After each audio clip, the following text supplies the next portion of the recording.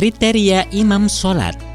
Assalamualaikum warahmatullahi wabarakatuh. Sahabat muslim hafizakumullah, imam sholat memiliki posisi yang sangat penting dalam sholat jamaah. Keutamaannya satu tingkat di bawah derajat ulama.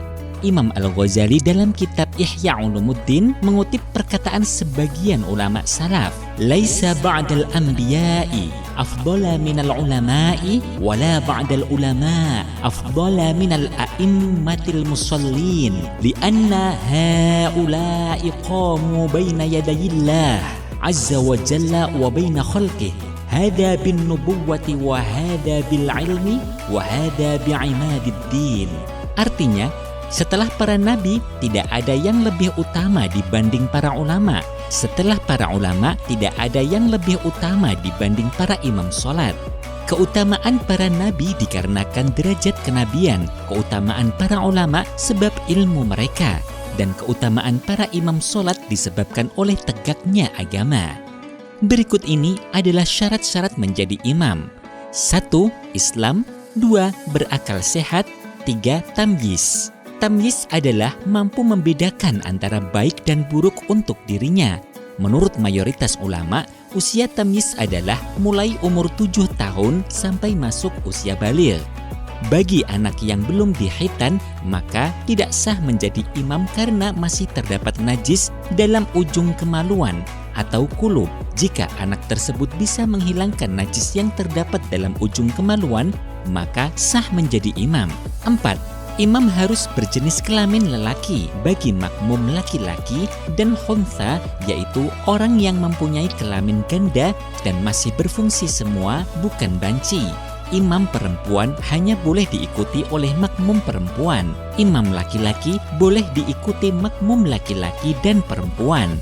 Imam khuntha hanya boleh diikuti oleh makmum perempuan. Imam perempuan tidak boleh menjadi imamnya laki-laki dan khuntha. 5. Imam bukan termasuk orang yang harus mengulangi sholatnya. Contohnya adalah orang yang sholat dihormatil waqti li faqidit tahurain atau orang yang sholatnya tidak memenuhi syarat karena tidak ada air atau debu untuk bersuci. 6. Sholat imam harus sah. Seorang imam harus memenuhi semua ketentuan-ketentuan sholat, mulai dari menutup aurat, suci dari najis dan hadas, serta rukun-rukun sholat. Apabila terdapat salah satu syarat atau rukun sholat imam yang cacat, maka sholat imam menjadi tidak sah. Jika sholat imam tidak sah, maka sholat makmum menjadi batal semua. Contoh, apabila imam kentut pada pertengahan sholat atau sarungnya robek yang mengakibatkan auratnya terlihat, mengakibatkan sholat imam otomatis batal. Jika imam batal, maka imam yang seperti ini sudah tidak sah memimpin sholat berjamaah. Di antara contoh lain adalah sholat imam batal menurut mazhab yang diikuti oleh makmum, walaupun menurut mazhab yang diyakini imam adalah tidak batal. Seperti membaca basmalah dalam Fatihah.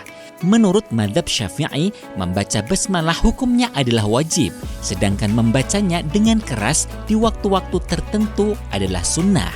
Apabila seorang imam mengikuti mazhab Maliki yang berpendapat bahwa basmalah bukan bagian dari ayat Fatihah dan ia tidak membaca basmalah sama sekali walaupun dengan lirih, maka sholatnya imam adalah sah bagi imam itu sendiri.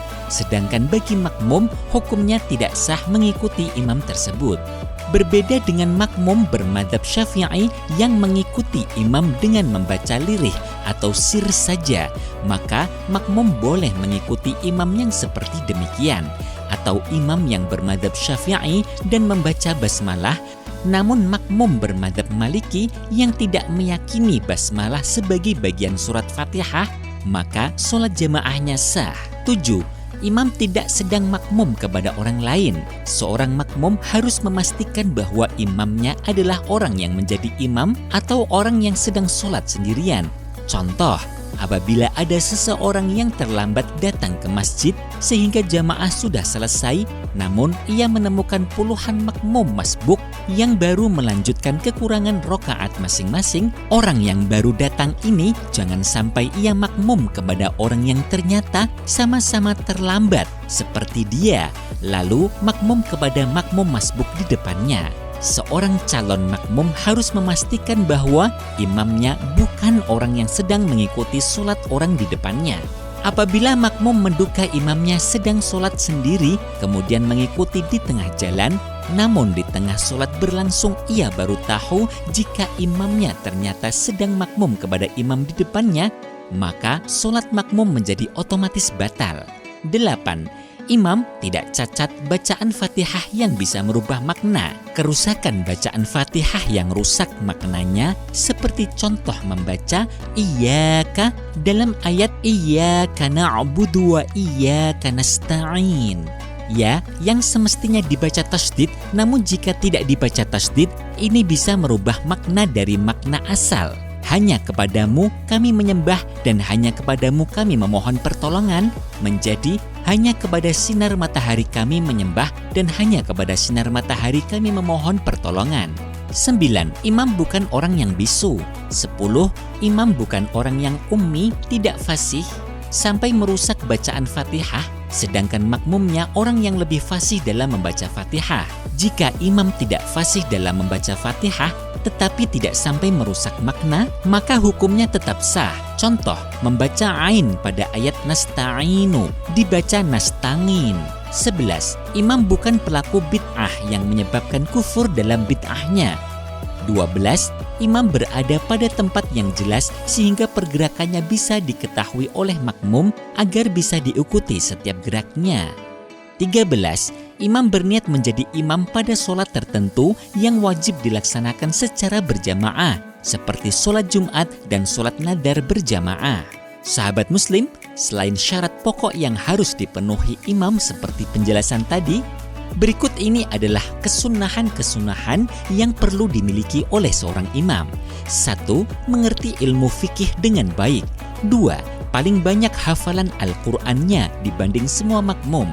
3. Waro', hati-hati dalam menjalankan agama, termasuk menghindari perkara yang tidak jelas halalnya.